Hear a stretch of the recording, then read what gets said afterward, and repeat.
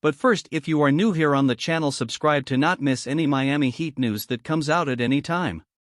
Mavs pursued Kyle Lowry in free agency last year. Should Dallas trade with Miami for him now?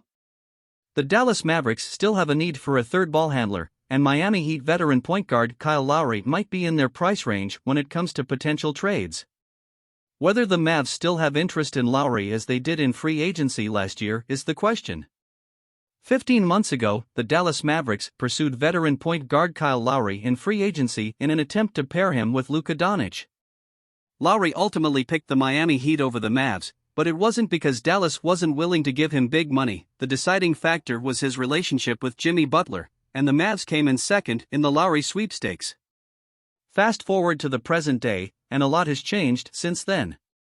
Jalen Brunson had a breakout 2021-22 season for the Mavs before ultimately leaving in 2022 free agency. Dallas traded Kristaps Porzingis for even more ball handler help in the form of Spencer Dinwiddie, and that crew made it all the way to the Western Conference Finals. Despite all that's changed, though, Dallas finds itself in a familiar position yet again. It needs another ball handler to help lessen the workload of Doncic, who is putting up historic numbers, but with a career-high usage percentage of 37.9.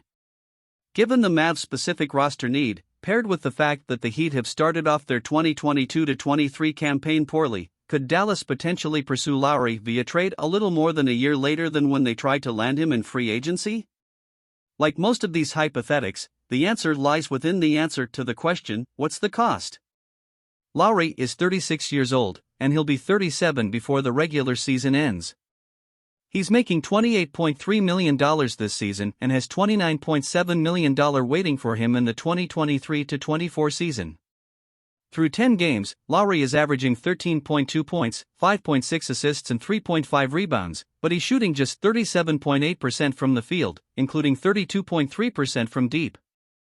If the Heat and Lowry continue to be underwhelming, they could potentially decide to part ways. Here's a trade between the Mavs and Heat that makes sense for both sides. And do you like this idea? Tell in the comments. Your opinion is very important. Leave your like and go to the next one.